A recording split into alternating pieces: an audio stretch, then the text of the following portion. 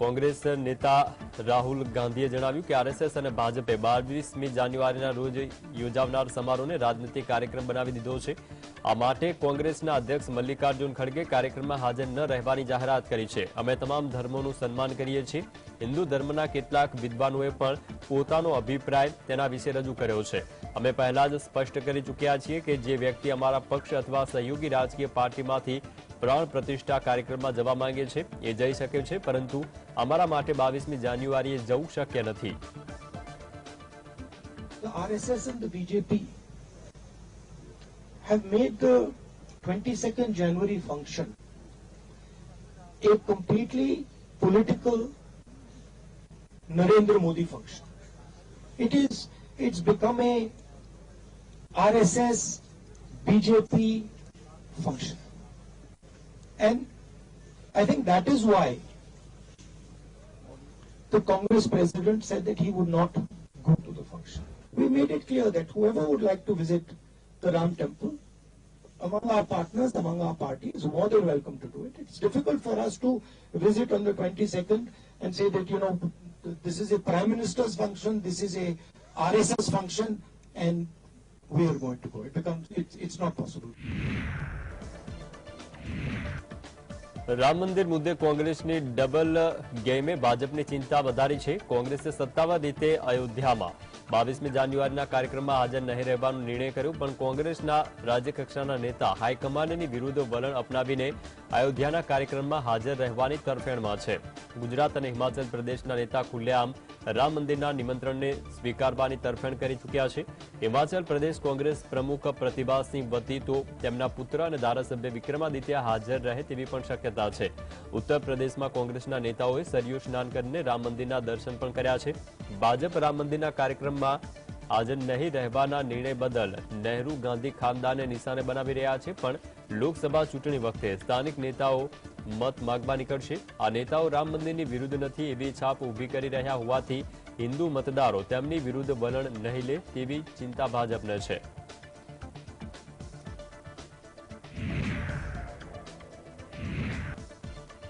મથુરા શ્રી કૃષ્ણ જન્મભૂમિ શાહી ઈદગાહ મસ્જિદ વિવાદ મુદ્દે સુપ્રીમ કોર્ટે અલ્હાબાદ હાઈકોર્ટમાં આદેશ પર સ્ટે આપ્યો છે। સર્વોચ્ચ અદાલતે મસ્જિદનું નિરીક્ષણ કરવા માટે એક કમિશનની નિમણૂક કરવાના અલ્હાબાદ હાઈકોર્ટના આદેશ પર રોક લગાવી છે। જસ્ટિસ સંજીવ ખન્ના અને જસ્ટિસ દીપાંકર દત્તાની બેન્ચે શાહી ઈદગાહ મસ્જિદ કમિટી દ્વારા દાખલ કરવામાં આવેલી સ્પેશિયલ લીવ પિટિશન પર સુનાવણી દરમિયાન અલ્હાબાદ હાઈકોર્ટના 14 ડિસેમ્બરના આદેશ પર સ્ટે આપ્યો છે।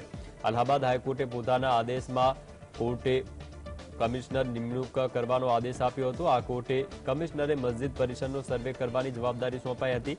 મસ્જિદ સમિતિ વતી એડવોકેટ તસ્નીમ અહેમદી સુપ્રીમ કોર્ટમાં હાજર થયા હતા। તેમણે કોર્ટમાં રજૂઆત કરી હતી કે પ્લેસ ઓફ વર્શિપ એક્ટ 1971 હેઠળ મથુરા કેસને ફગાવી દેવાની અરજી હજુ પેન્ડિંગ છે, ત્યારે હાઈકોર્ટ સર્વેક્ષણનો આદેશ આપી શકે નહીં।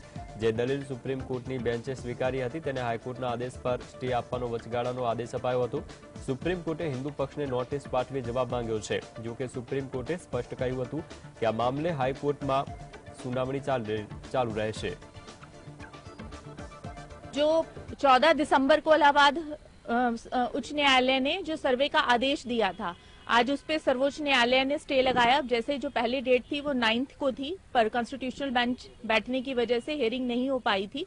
तो अब कोर्ट ने ये भी मुस्लिम पक्ष ने ये भी अपनी आपत्तियां जताई कि 711 की एप्लीकेशन है वो भी पेंडिंग है।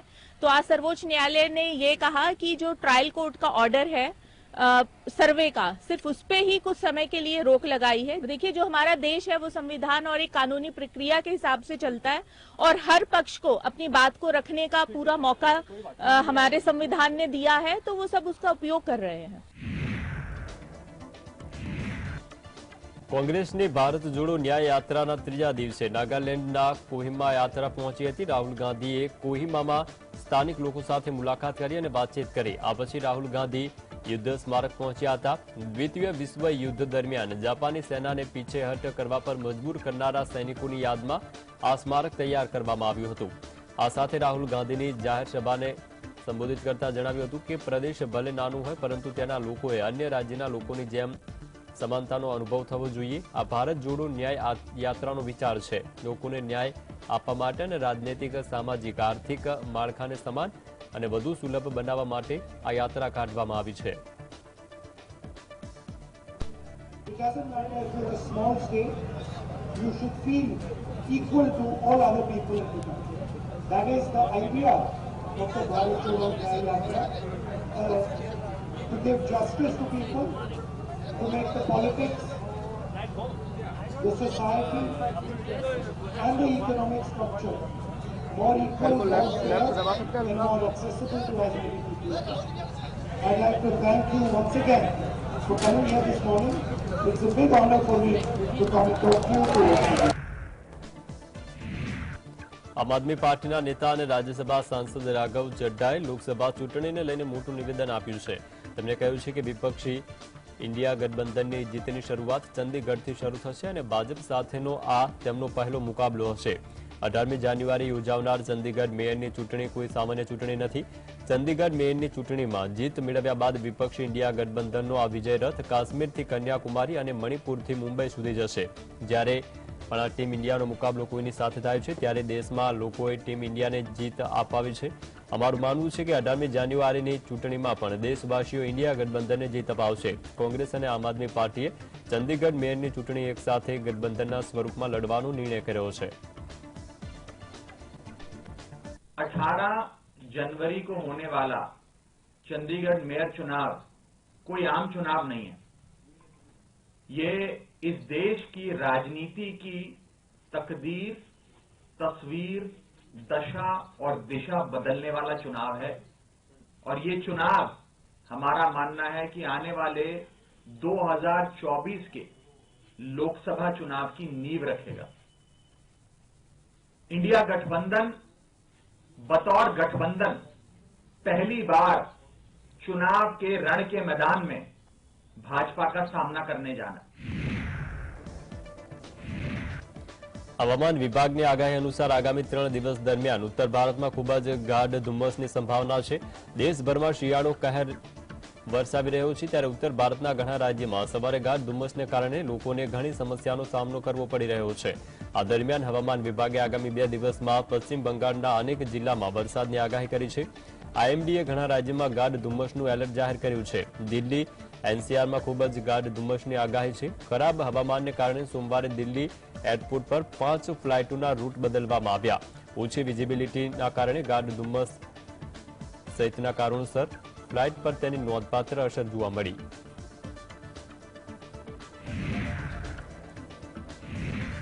દિલ્હી અને તેના આસપાસના ક્ષેત્રમાં છેલ્લા એક સપ્તાહથી કાતિલ ઠંડી પડી રહી છે ત્યારે તેનાથી બચવા માટે લોકો અનેક ઉપાયો અપનાવી રહ્યા છે. તેના ભાગરૂપે કેટલાક લોકો ઘરમાં અંગીઠી પણ સળગાવે છે. જો કે સાવધાની ન રાખવાને કારણે રૂમને ગરમ રાખવાની પ્રક્રિયા ખતરનાક સાબિત થઈ શકે છે. દિલ્હી એનસીઆરમાં છેલ્લા 15 દિવસમાં અંગીઠી સળગાવવાને કારણે સર્જાયેલા ગુંગળામણને કારણે 20 લોકોના મોત થયા છે. દિલ્હી ફાયર સર્વિસના ડિરેક્ટર અતુલ ગર્ગે આ માહિતી આપી છે. આ ખૂબ જ દુર્ભાગ્યપૂર્ણ છે. લોકોને જાણકારીના અભાવને કારણે મોટી સમસ્યાનો સામનો કરવો પડે છે. ગર્ગે કહ્યું છે કે લોકોએ ધ્યાન આપવું જોઈએ કે એર ટાઈમ રૂમમાં અંગીઠી સળગાવવાથી રૂમમાં ઓક્સિજનનું પ્રમાણ ઘટી જાય છે અને તેની સાથે કાર્બન ડાયોક્સાઇડ, કાર્બન મોનોક્સાઇડનું સ્તર વધી જાય છે. આ માટે લોકોએ ખૂબ જ કાળજી રાખવાની જરૂર છે. ये आपने बिल्कुल सही कहा है. देखिए करीब लास्ट 15 दिन में करीब दिल्ली में ही 10 से 12 लोगों की डेथ हो चुकी है और आप अगर एनसीआर निकालेंगे तो 20 से ज्यादा हो गए क्योंकि कुछ बिजनौर में हुए, पेपर में मैंने पढ़ा. ये बहुत अनफॉर्चुनेट है. ये डेथ रोकी जा सकती है, बच सकती है, पर मुझे ऐसा लगता है लोगों को इसके बारे में जानकारी नहीं है. आप कोई भी चीज जलाएं, चाहे आप हीटर जलाएं, चाहे आप अंगीठी जलाएं, चाहे आप कॉयल वाला हीटर जलाएं, इन सब में क्या है, they will consume the oxygen of your room और उसकी वजह से उसमें ऑक्सीजन का लेवल डाउन जाएगा और आप सुबह नहीं उठ पाएंगे. आपका बंद है. इसमें बहुत छोटे छोटे प्रिकॉशन लेने हैं. अगर आप कर सकते हैं तो कमरे को बिल्कुल एयर टाइट ना रखें, हल्की से उसमें गुंजाइश है. લોકસભાની ચૂંટણીમાં ભાજપ 70% વધારે બેઠક પર 50 વર્ષથી ઓછી વયના એટલે કે યુવા ચહેરાઓને તક આપશે. ભાજપના સૂત્રોનો દાવો છે કે ભાજપે 2019ની લોકસભા ચૂંટણીમાં જીતેલી 303 બેઠકોમાંથી 224 બેઠકો પર 50%થી વધારે મત મેળવ્યા હતા. આ તમામ બેઠકો પર ભાજપ આ વખતે યુવાઓને તક આપશે, તેથી ઘણા દિગ્ગજોની ટિકિટ કપાશે। આ પૈકી 42 બેઠકો એવી છે જેના પર ભાજપે 35% વધારે મતોના અંતરથી વિરોધીઓને મહાત આપી। નરેન્દ્ર મોદી, અમિત શાહ સહિતના દિગ્ગજ નેતાઓની બેઠકમાં આ 42 બેઠકનો સમાવેશ થાય છે। ભાજપ આ ચૂંટણીનો ઉપયોગ ભવિષ્ય માટે મજબૂત નેતાગીરી ઊભી કરવા માટે પણ કરવા માંગે છે, તેથી આ દિગ્ગજ નેતાઓની 5-7 બેઠકોને બાદ કરતા બાકીની 35 જેટલી બેઠકો પર 40 વર્ષથી ઓછી વયના એકદમ નવા ઉમેદવારને ઉતારવાની ભાજપની યોજના છે।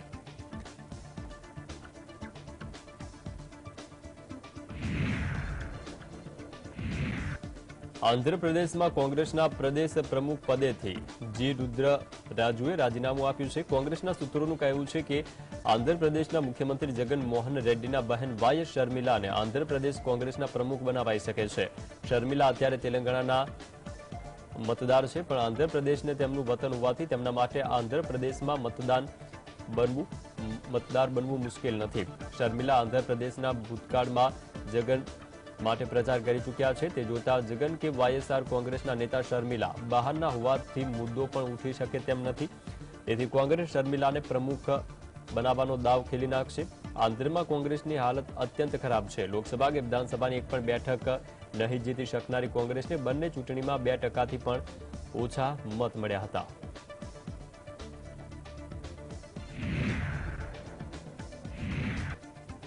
તેલંગાણામાં ભૂતપૂર્વ મુખ્યમંત્રી કે ચંદ્રશેખર રાવની પુત્રી કે કવિતાની પૂછપરછને મુદ્દે કાનૂની વિવાદ જાગ્યો છે। દિલ્હી લીકર એક્સાઇઝ કૌભાંડમાં ઈડીએ મંગળવારે કવિતાને પૂછપરછ માટે બોલાવ્યા, પણ કવિતાએ પોતે હાજર ન રહી શકે તેવો ઈમેલ ઈડીને મોકલ્યો હતો। કવિતાના વકીલે દાવો કર્યો છે કે ઈડીએ સમન્સ મોકલીને સુપ્રીમ કોર્ટની અવગણના કરી છે। સુપ્રીમ કોર્ટે આદેશ આપેલો કે ઈડી આ કેસમાં કવિતાને સમન્સ ન મોકલી શકે।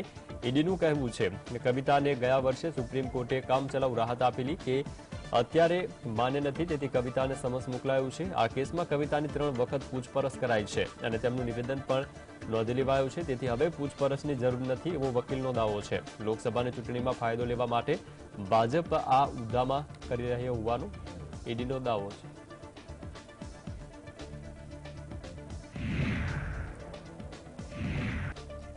મહારાષ્ટ્રમાં મુખ્યમંત્રી એકનાથ શિંદે દાવોસમાં વર્લ્ડ ઇકોનોમિક ફોરમમાં 50 લોકોને લઈને ગયા, તેના કારણે વિવાદ ઉભો થયો છે। દાવોસ ઇકોનોમિક ફોરમમાં વૈચારિક આદાન પ્રદાન થાય છે, ત્યારે આટલા મોટા ડેલિગેશનની જરૂર શું એવો સવાલ કરાઈ રહ્યો છે। ભાજપ પણ શિંદેના મોટા ડેલિગેશનથી ખુશ નથી। શિંદે ભાજપને પૂછ્યા વિના પોતાની રીતે જ પસંદગી કરીને ડેલિગેશન લઈ ગયા હોવાથી ગણગણાટ શરૂ થઈ ગયો છે। ઉદ્ધવ ઠાકરેની શિવસેનાએ તો આક્ષેપ કર્યો છે કે શિંદે સરકારી ખર્ચે નેતાઓ અને અધિકારીઓને પરિવારોને વેકેશન કરાવી રહ્યા છે, કેમ કે ઘણા ડેલિગેટ્સ પોતાના સંતાનોને પણ સાથે લઈ ગયા હતા। તો આ માત્ર 10 લોકોની મંજૂરી હોવા છતાં શિંદે 50 લોકોને લઈ ગયા છે। શિંદે ગયા વર્ષે દાવોસ ગયા ત્યારે પણ વિવાદ થયો હતો। એ વખતે પણ શિંદેની 28 કલાકની યાત્રા માટે 40 કરોડ રૂપિયાનો ધુમાડો કરી દેવાયોનો આક્ષેપ છે।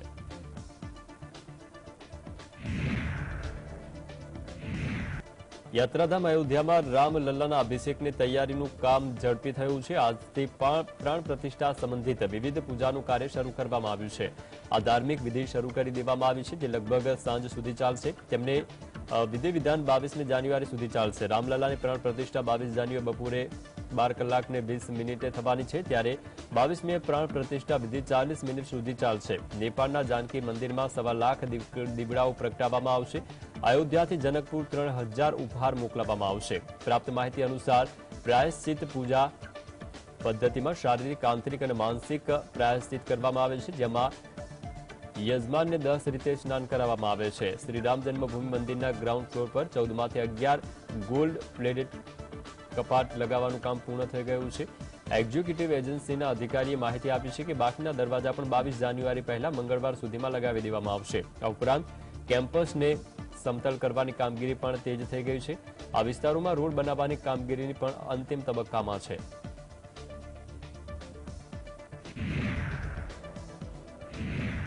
શ્રી રામ જન્મભૂમિ તીર્થ ક્ષેત્ર ટ્રસ્ટના સભ્ય અને નિર્મોહી અખાડાના મહંત દિનેન્દ્ર દાસે જણાવ્યું છે કે અયોધ્યા રામ મંદિર પ્રાણ પ્રતિષ્ઠા કાર્યક્રમ માટે નિર્મોહી અખાડાના 13 મહંતોને આમંત્રણ આપવામાં આવ્યું છે। આ વિશે પ્રતિક્રિયા આપતા નિર્મોહી અખાડાના મહંતે જણાવ્યું કે અમારા ટ્રસ્ટ વતી દરેક મહાત્મા અને રાજકીય નેતાઓને આમંત્રણ આપવામાં આવ્યું છે। વર્તમાન સમયમાં અખાડામાં કુલ 13 પંચ છે. અખાડાના અન્ય સંતોને પણ આમંત્રણ અપાયું છે અને તમામ લોકો સમારોહમાં હાજરી આપશે.